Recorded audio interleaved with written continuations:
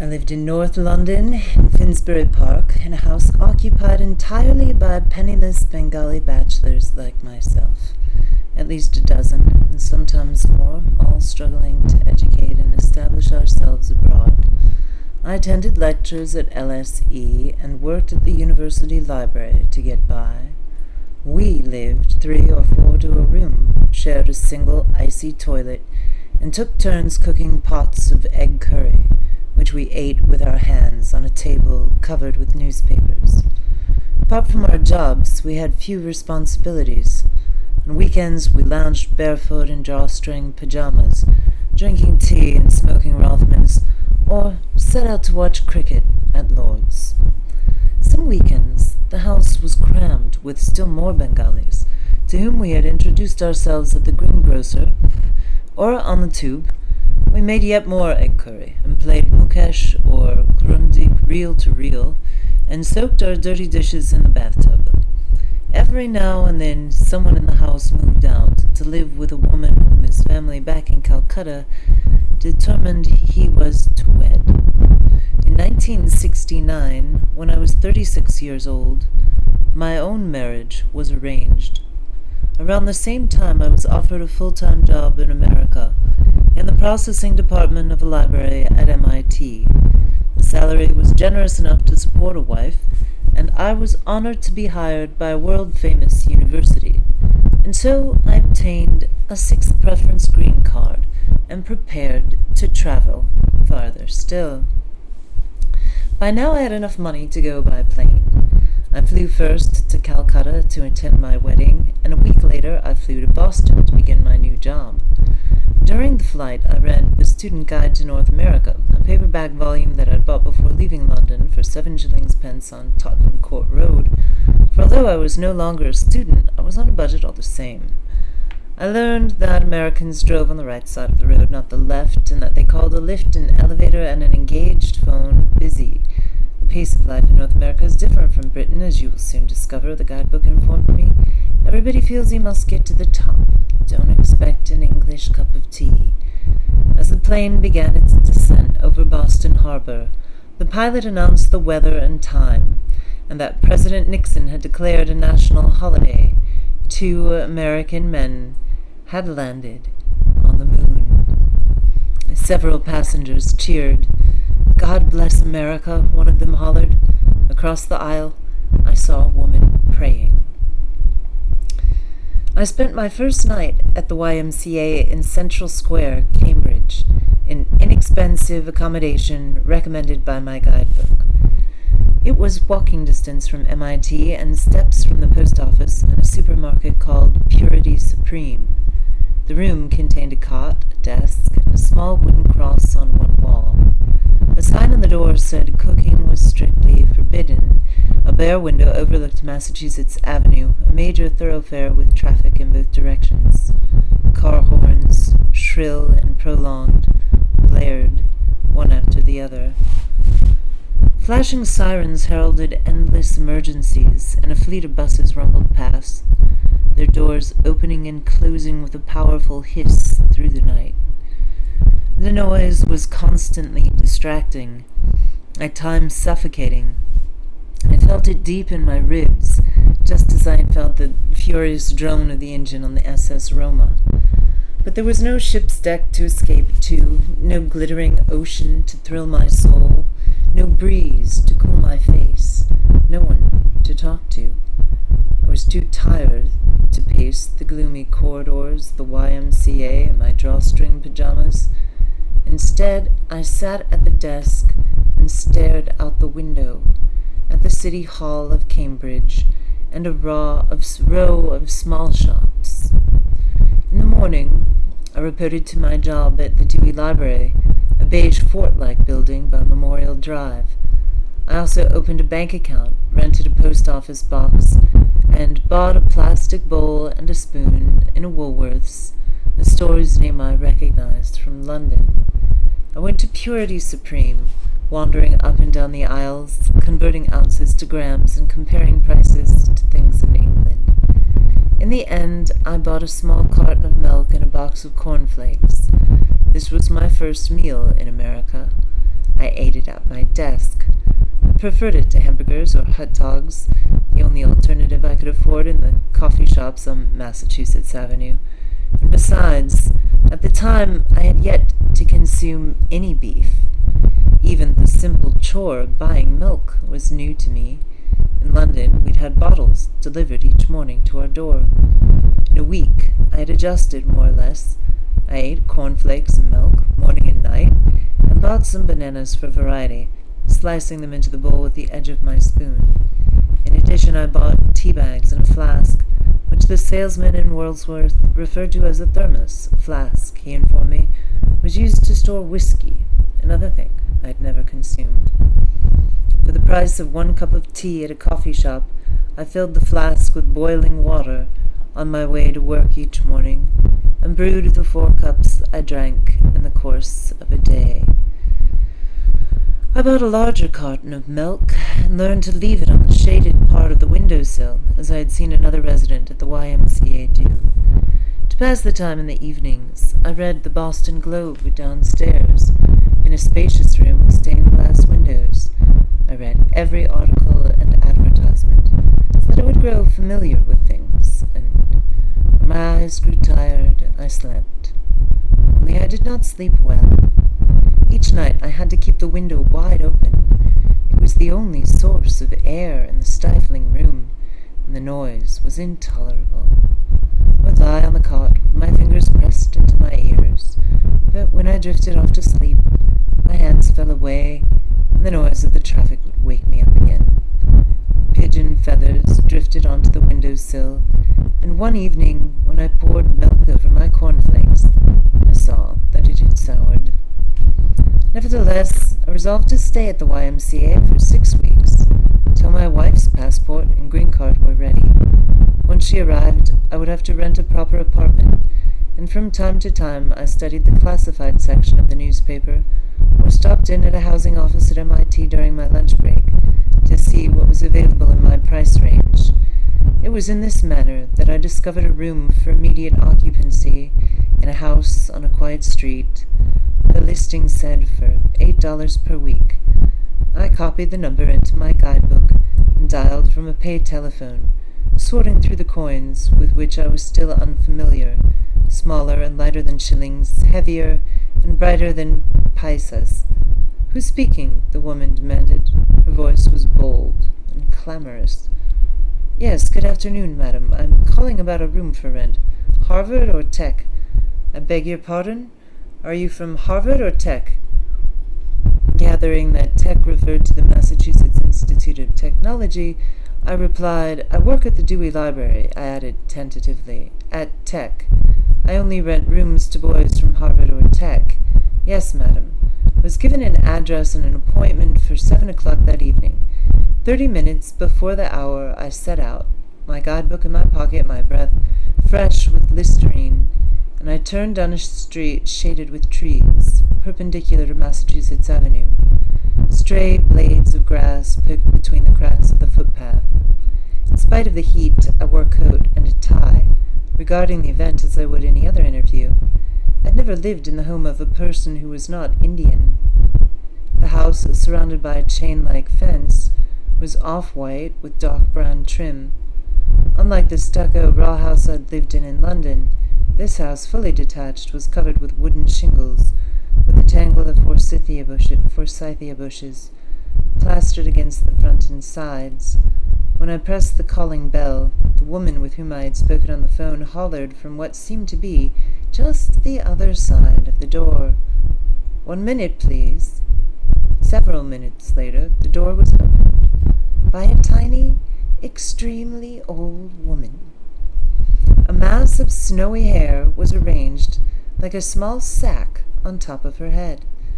As I stepped into the house, she sat down on a wooden bench positioned at the bottom of a narrow carpeted staircase. Once she was settled on the bench in a small pool of light, she peered up at me with undivided attention. She wore a long black skirt that spread like a stiff tent to the floor, and a starched white shirt edged with ruffles at the throat and cuffs. Her hands, folded together in her lap, had long, pallid fingers with swollen knuckles and tough yellow nails. Age had battered her features so that she almost resembled a man, with sharp, shrunken eyes and prominent creases on either side of her nose. Her lips, chapped and faded, had nearly disappeared, and her eyebrows were missing altogether. Nevertheless, she looked fierce. "Lock up," she commanded. She shouted, even though I stood only a few feet away. "Fasten the chain and firmly press the button on the knob. This is the first thing you shall do when you enter. Is that clear?" I locked the door as directed and examined the house. Next to the bench on which the woman sat was a small, round table, its legs fully concealed, much like a woman's, by a skin of lace. The table had a lamp, a transistor radio, a leather change purse with a silver clasp, and a telephone. A thick wooden cane, coated with a layer of dust, was propped against one side. There was a parlor to my right, lined with bookcases and filled with shabby claw-footed furniture. In the corner of the parlor I saw a grand piano with its top down, piled with papers. The piano's bench was missing. It seemed to be the one on which the woman was sitting. Somewhere in the house a clock chimed 7 times. "You're punctual," the woman proclaimed. "I expect you shall be so with rent." "I have a letter, madam." In my jacket pocket was a letter confirming my employment from MIT, which I had brought along to prove that I was indeed from Tech. She stared at the letter and handed it back to me carefully, gripping it with her fingers as if it were a dinner plate heaped with food instead of a sheet of paper. She did not wear glasses, and I wondered if she'd read a word of it. "The last boy was always late. Still owes me $8. Harvard boys aren't what they used to be. Only Harvard and Tech in this house. How's Tech, boy?" "It's very well. You checked the lock?" "Yes, madam." She slapped the space beside her on the bench with one hand and told me to sit down. For a moment she was silent. Then she intoned, as if she alone possessed this knowledge. "There is an American flag on the moon." "Yes, madam." Until then I had not thought very much about the moon shot. It was in the newspaper, of course, article upon article. The astronauts had landed on the shores of the Sea of Tranquility, I'd read, traveling farther than anyone in the history of civilization. For a few hours they explored the moon's surface. They gathered rocks in their pockets, described their surroundings, a magnificent desolation, according to one astronaut, spoke by phone to the president, and planted a flag in lunar soil. The voyage was hailed as man's most awesome achievement. I'd seen full-page photographs in the Globe of the astronauts in their inflated costumes, and read about what certain people in Boston had been doing at the exact moment the astronauts landed, on a Sunday afternoon. And a man said he was operating a swan boat. Operating a swan boat with a radio pressed to his ear. A woman had been baking rolls for her grandchildren. The woman bellowed, "A flag on the moon, boy! I heard it on the radio. Isn't that splendid?" "Yes, madam."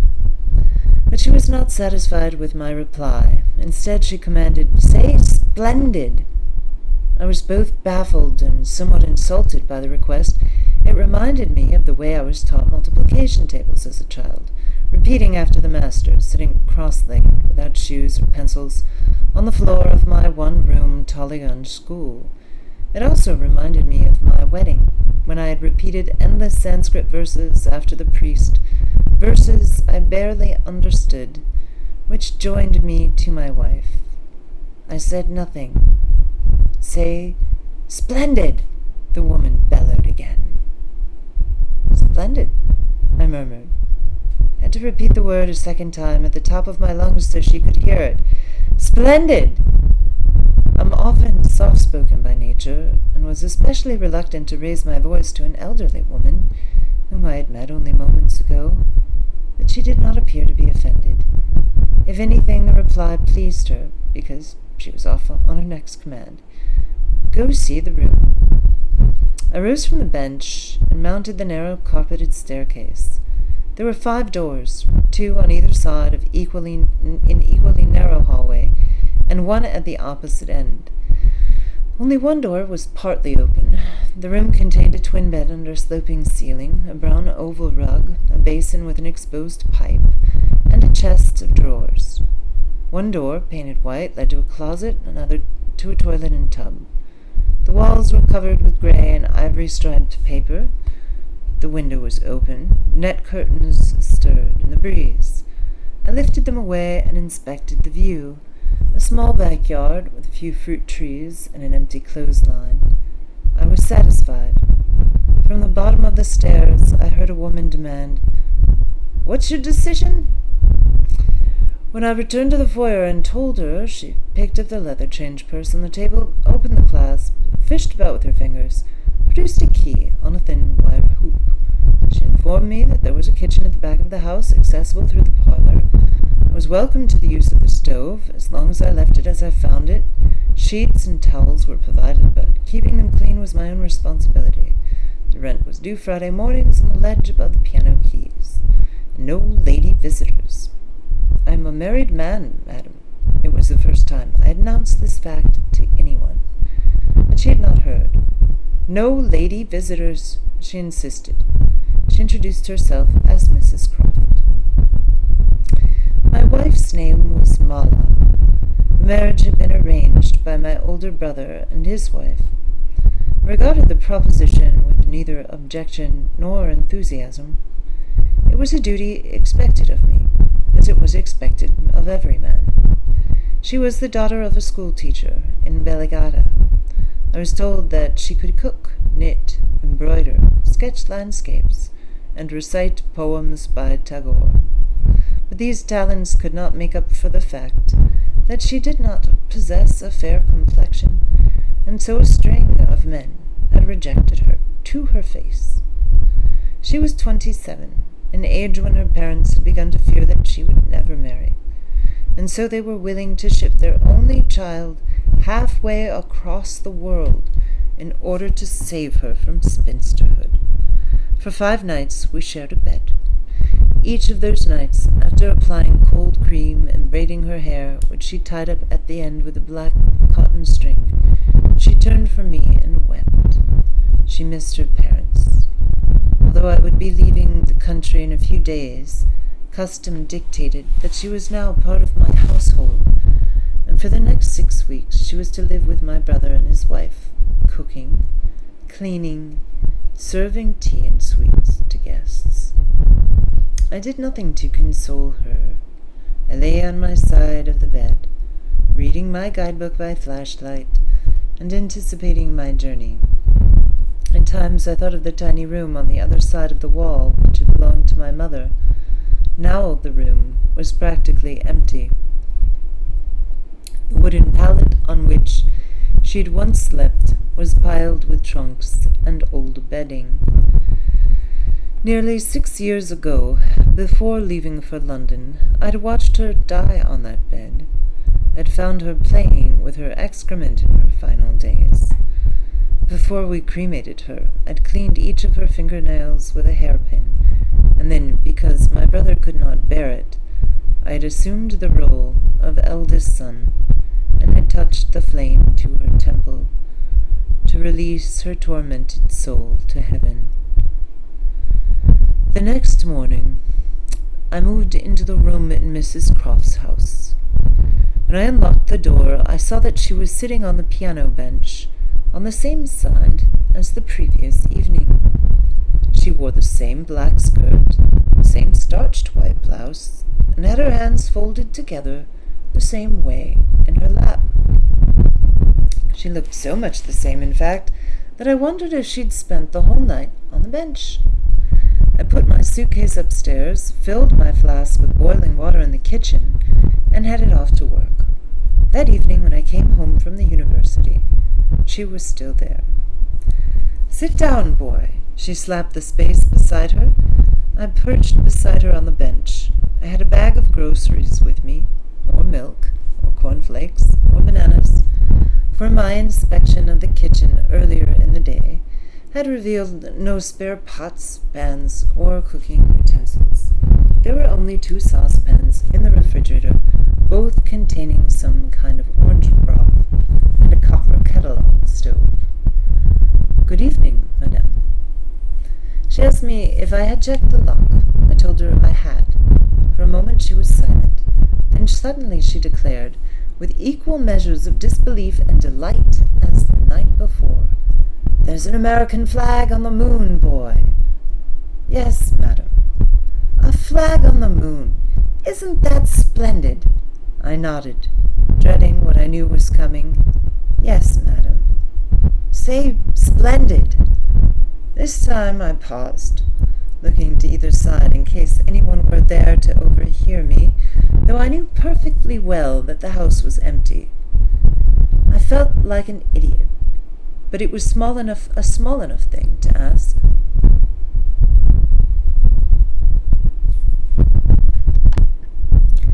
"Say splendid." "Splendid!" I cried out. Within days it became our routine. In the mornings, when I left for the library, Mrs. Croft was either hidden away in her bedroom on the other side of the staircase, or she was sitting on the bench, oblivious to my presence, listening to the news or classical music on the radio. But each evening when I returned, the same thing happened.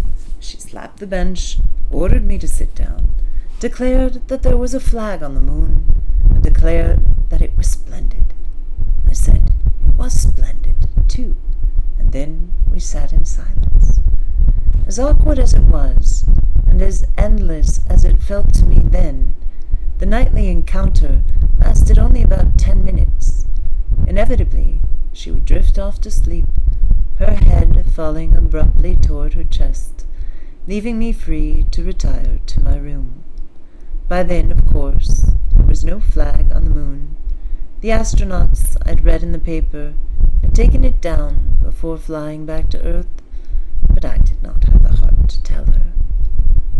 Friday morning, when my first week's rent was due, I went to the piano in the parlor to place my money on the ledge. The piano keys were dull and discolored. When I pressed one, it made no sound at all. I had put 8 $1 bills in an envelope and written Mrs. Croft's name on the front of it. I was not in the habit of leaving money unmarked and unattended. From where I stood, I could see the profile of her tent-shaped skirt. She was sitting on the bench, listening to the radio. It seemed unnecessary to make her get up and walk all the way to the piano. I never saw her walking about, and assumed, from the cane always propped against the round table at her side, that she did so with difficulty. When I approached the bench, she peered up at me and demanded, "What's your business?" "The rent, madam." "On the ledge above the piano keys." "I have it here." I extended the envelope toward her, but her fingers, folded together in her lap, did not budge. I bowed slightly and lowered the envelope so that it hovered just above her hands. After a moment she accepted and nodded her head. That night, when I came home, she did not slap the bench, but out of habit I sat beside her as usual. She asked me if I had checked the lock, but she mentioned nothing about the flag on the moon. Instead, she said, "It was very kind of you." "I beg your pardon, madam." "Very kind of you." She was still holding the envelope in her hands. On Sunday there was a knock on my door. An elderly woman introduced herself. She was Mrs. Croft's daughter, Helen. She walked into the room and looked at each of the walls as if for signs of change, glancing at the shirts that hung in the closet, the neckties draped over the doorknobs, the box of cornflakes on the chest of drawers, the dirty bowl and spoon in the basin. She was short and thick-waisted, with cropped silver hair and a bright pink lipstick. She wore a sleeveless summer dress, a row of white plastic beads, and spectacles on a chain that hung like a swing against her chest. The backs of her legs were mapped with dark blue veins, and her upper arms sagged like the flesh of a roasted eggplant. She told me she lived in Arlington, a town farther up Massachusetts Avenue. "I come once a week to bring Mother groceries." Has she sent you packing yet? Sorry, I come once a week to bring Mother groceries. Has she sent you packing yet? It's very well, madam. Some of the boys run screaming, but I think she likes you. You're the first boarder she's ever referred to as a gentleman. Not at all, madam. She looked at me, noticing my bare feet. Still felt strange wearing shoes indoors, and I always removed them before entering my room. Are you new to Boston? New to America, madam. From? She raised her eyebrows. I'm from Calcutta, India. Is that right? We had a Brazilian fellow here about a year ago. You'll find Cambridge a very international city. I nodded and began to wonder how long our conversation would last. But at that moment we heard Mrs. Croft's electrifying voice rising up the stairs. When we stepped into the hallway, we heard her hollering, "You are to come downstairs immediately." "What is it?" Helen hollered back. "Immediately." I put my shoes on, and Helen sighed. We walked down the staircase. It was too narrow for us to descend side by side, so I followed Helen, who seemed to be in no hurry, and complained at one point that she had a bad knee. "Have you been walking about without your cane?" Helen called out. "You know you're not supposed to walk without that cane." She paused, resting her hand on the banister, and looked back at me. She slips sometimes. For the first time, Mrs. Croft seemed vulnerable. I pictured her on the floor, in front of the bench, flat on her back, staring at the ceiling, her feet pointing in opposite directions. But when we reached the bottom of the staircase, she was sitting there as usual, her hands folded together in her lap.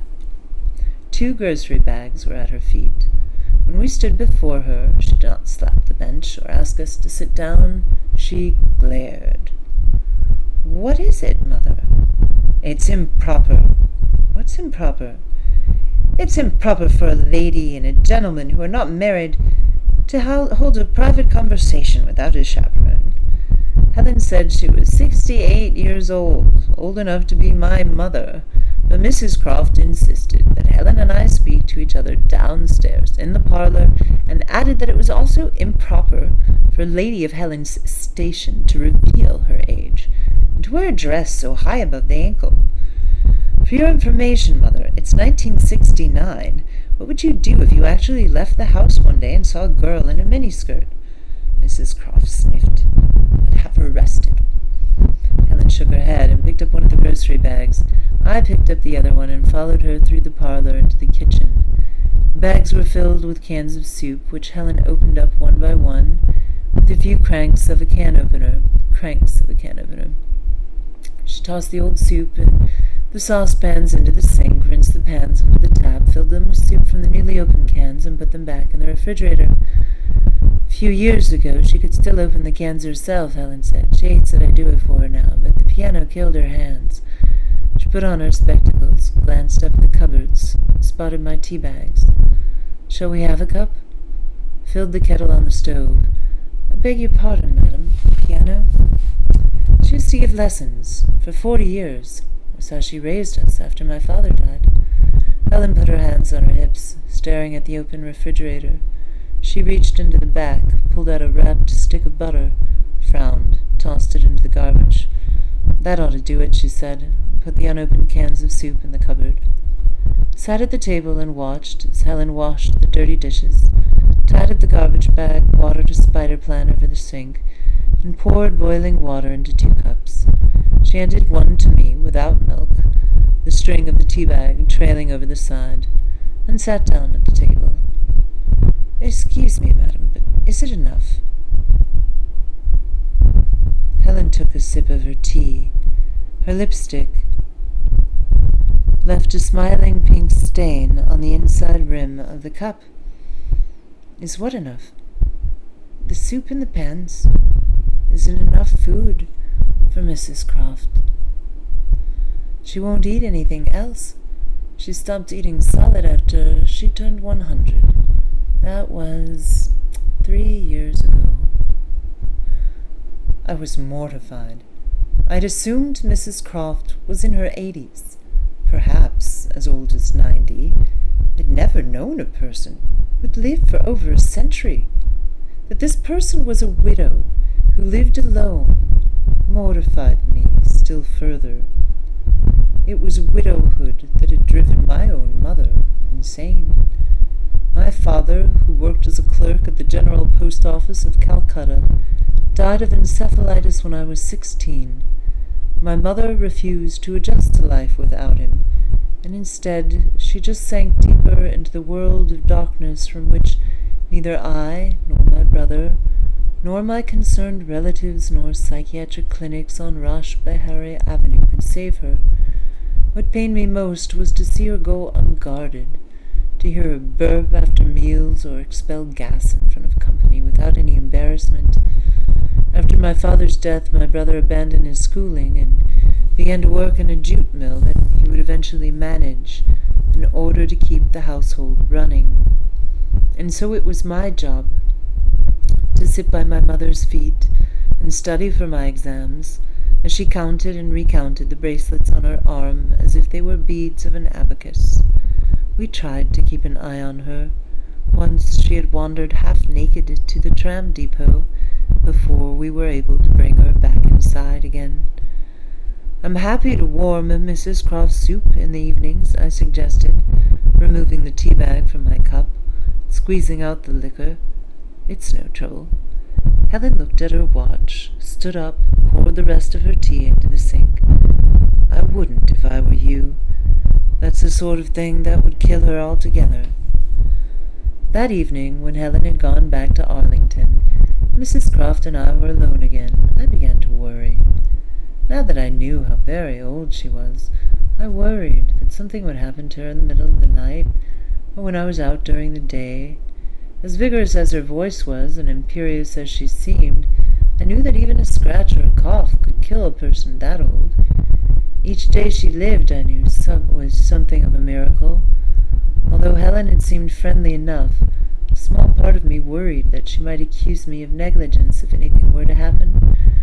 Helen didn't seem worried. She came and went, bringing soup for her mother, one Sunday after the next. In this manner the 6 weeks of the summer passed. Came home each evening, after my hours at the library, spent a few minutes on the piano bench with Mrs. Croft, gave her a bit of my company, and assured her that I had checked the lock, told her that the flag on the moon was splendid. Some evenings I sat beside her long after she had drifted off to sleep, still in awe of how many years she had spent on this earth, and at times I tried to picture the world she had been born into in 1866, a world, I imagined, filled with women in long black skirts, chaste conversations in the parlor. Now, when I looked at her hands, their swollen knuckles folded together in her lap, I imagined them smooth and slim, striking the piano keys. At times I came downstairs before going to sleep to make sure she was sitting upright on the bench or safe in her bedroom. On Fridays I made sure to put the rent in her hands. There was nothing I could do for her beyond these simple gestures. I was not her son, and apart from those $8, I owed her nothing. At the end of August, Mala's passport and green card were ready. I received a telegram with her flight information. My brother's house in Calcutta had no telephone. Around that time, I also received a letter from her, written only a few days after we had parted. There was no salutation. Addressing me by name would have assumed an intimacy we had not discovered yet. It contained only a few lines. I write in English in preparation for the journey. Here I am very much lonely. It is very cold there. Is there snow? Yours, Mala. I was not touched by her words. We'd spent only a handful of days in each other's company, and yet we were bound together. For 6 weeks she had worn an iron bangle on her wrist, and applied vermilion powder to the part in her hair, to signify to the world that she was a bride. In those 6 weeks I regarded her arrival as I would the arrival of a coming month, or season, something inevitable, but meaningless at the time. So little did I know her that, while details of her face sometimes rose to my memory, I could not conjure up the whole of it. A few days after receiving the letter, as I was walking to work in the morning, I saw an Indian woman on the other side of Massachusetts Avenue, wearing a sari with its free end nearly dragging on the footpath and pushing a child in a stroller. An American woman with a small black dog on a leash was walking to one side of her. Suddenly, the dog began barking. From the other side of the street, I watched as the Indian woman, startled, stopped in her path, at which point the dog leapt up and seized the end of the sari between its teeth. The American woman scolded the dog, appeared to apologize, and quickly walked away, leaving the Indian woman to fix her sari in the middle of the footpath and quiet her crying child. She did not see me standing there, and eventually she continued. Such a mishap, I realized that morning, would soon be my concern. It was my duty to take care of Mala, to welcome her, to protect her. I would have to buy her her first pair of snow boots, her first winter coat.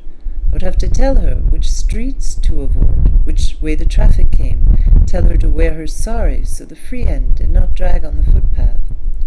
A 5-mile separation from her parents, I recalled with some irritation, had caused her to weep.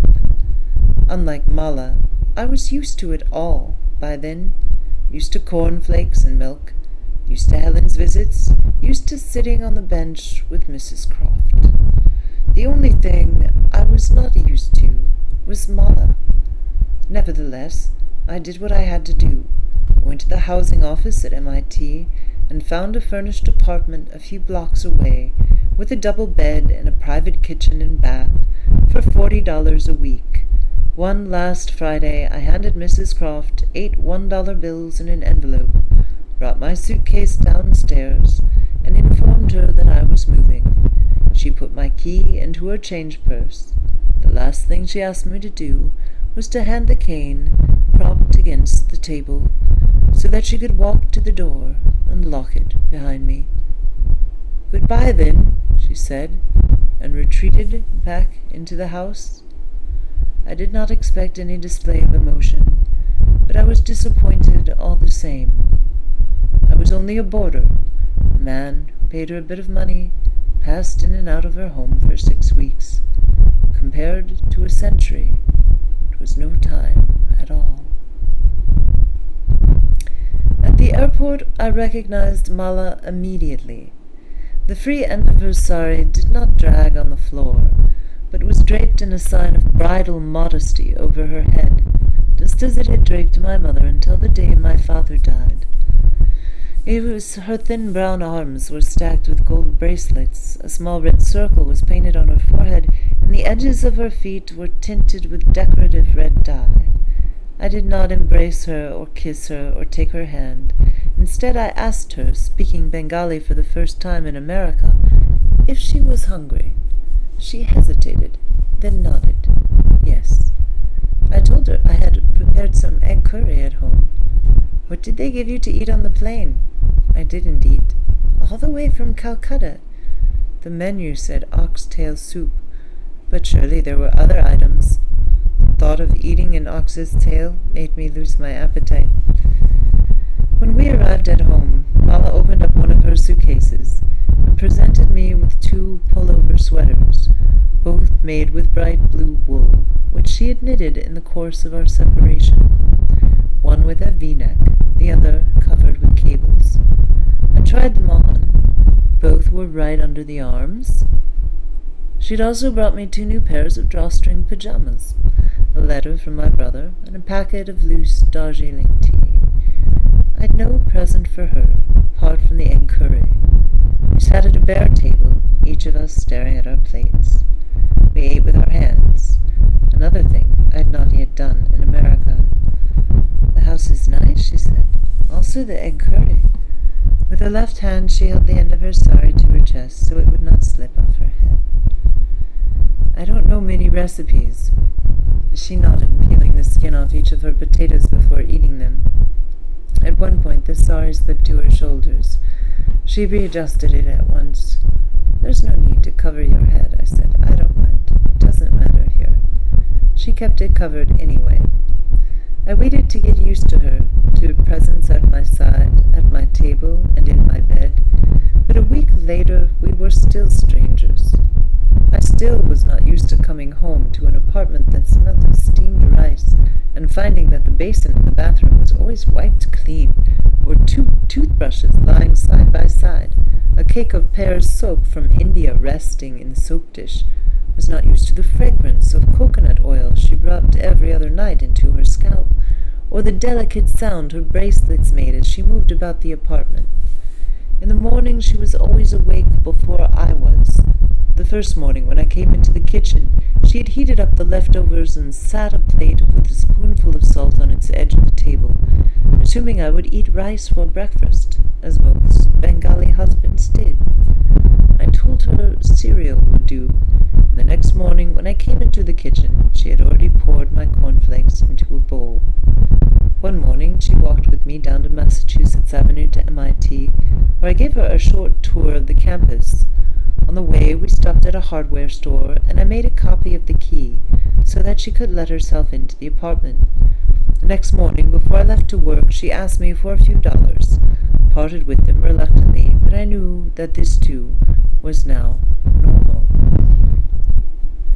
When I came home from work, there was a potato peeler in the kitchen drawer, a tablecloth on the table, and chicken curry made with fresh garlic and ginger on the stove. We did not have a television in those days.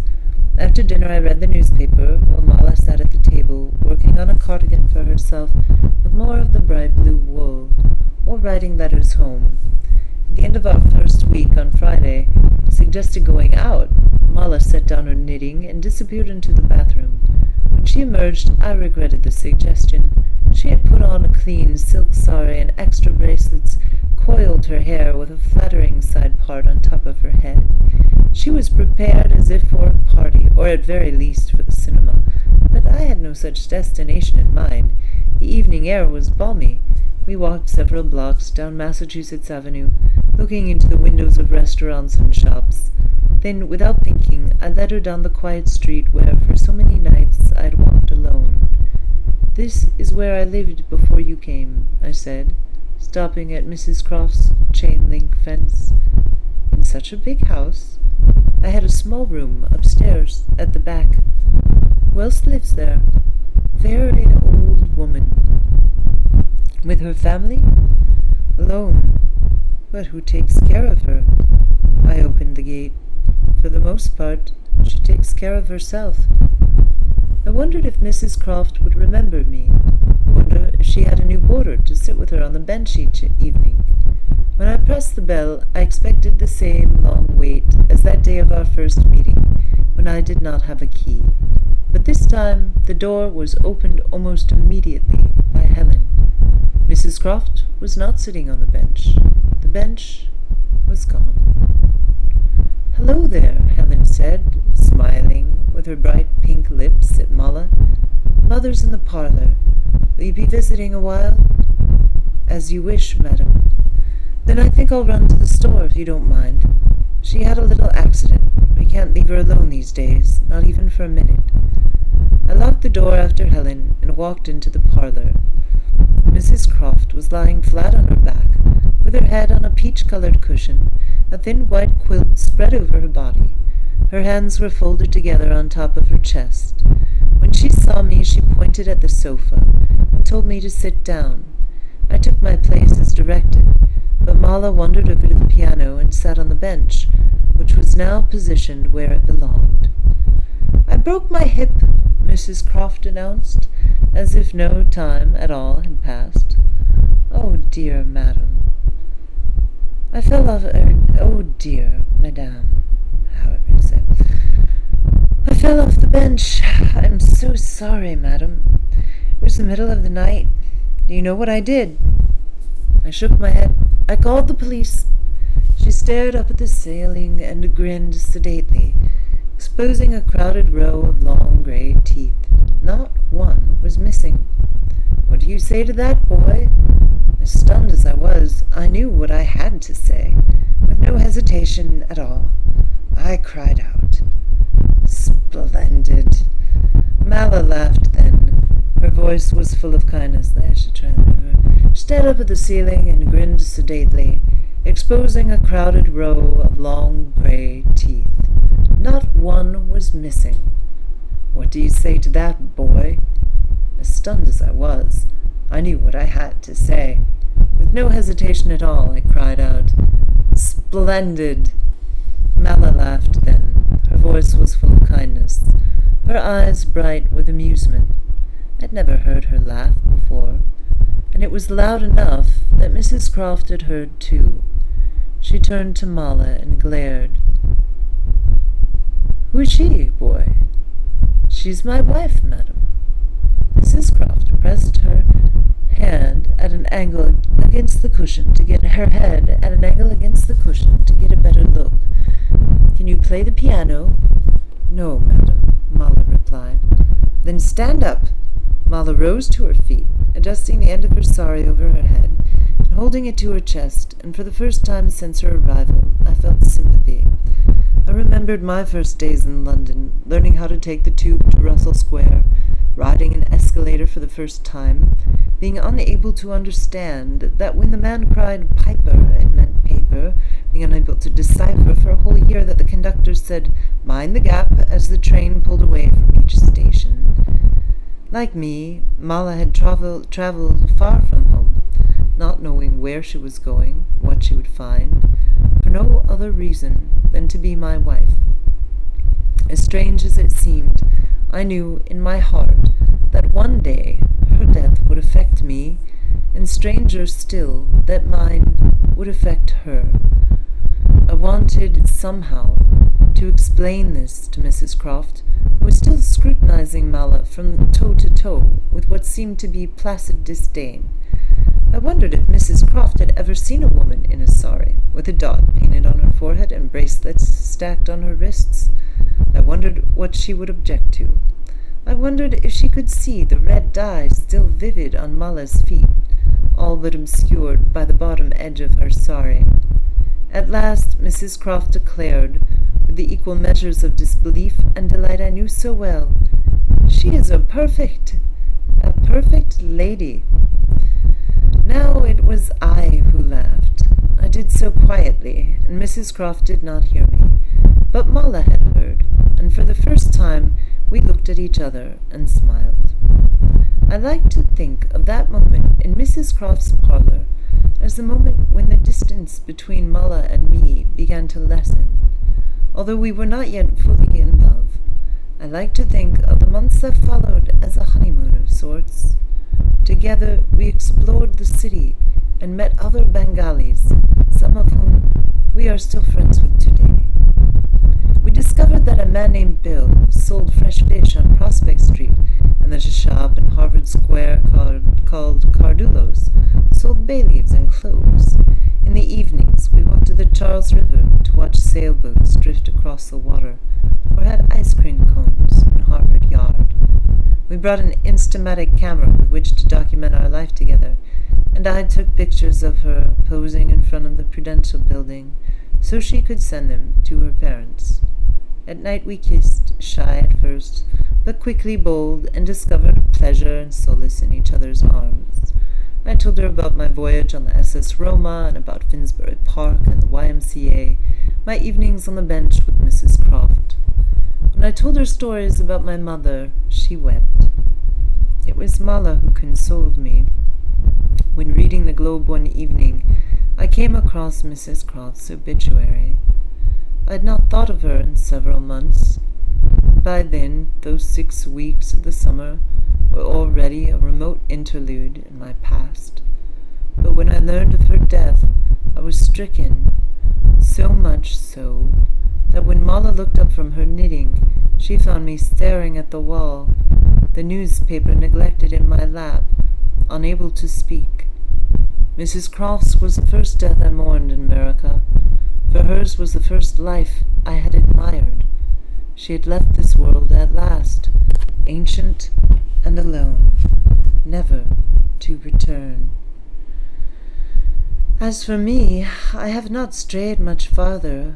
Mala and I live in a town about 20 miles from Boston, on a tree-lined street much like Mrs. Croft's, in a house we own, with a garden that saves us from buying tomatoes in summer, and room for guests.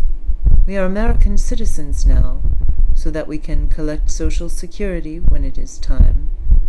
Though we visit Calcutta every few years and bring back more drawstring pajamas and Darjeeling tea, we've decided to grow old here. I work in a small college library. We have a son who attends Harvard. Mala no longer drapes the end of her sari over her head or weeps at night for her parents, but occasionally she weeps for her son. So we drive to Cambridge and visit him, or bring him home for a weekend, so that he can eat rice with his hands and speak in Bengali, things we sometimes worry he will never do after we die. Whenever we make that drive, I always make it a point to take Massachusetts Avenue, in spite of the traffic. I barely recognize the buildings now, but each time I am there, I return instantly to those 6 weeks, as if they were only the other day, and I slow down and point to Mrs. Croft's Street, saying to my son, "Here was my first home in America, where I lived with a woman who was 103. Remember?" Mala says, and smiles, amazed, as I am, that there was ever a time that we were strangers. My son always expresses his astonishment, not at Mrs. Croft's age, but how little I paid in rent, a fact nearly as inconceivable to him as a flag on the moon was to a woman born in 1866. In my son's eyes I see the ambition that had first hurled me across the world. In a few years he will graduate and pave his way, alone and unprotected. But I remind myself that he is a father who is still living, a mother who is happy and strong. Whenever he is discouraged, I tell him that if I can survive on 3 continents, then there is no obstacle he cannot conquer. While the astronauts, heroes forever, spent mere hours on the moon, I have remained in this new world for nearly 30 years. I know that my achievement is quite ordinary. I am not the only man to seek his fortune far from home, and certainly I am not the first. Still, there are times I am bewildered by each mile I have traveled, each meal I have eaten, each person I have known, and each room in which I have slept. As ordinary as it all appears, there are times when it is beyond my imagination.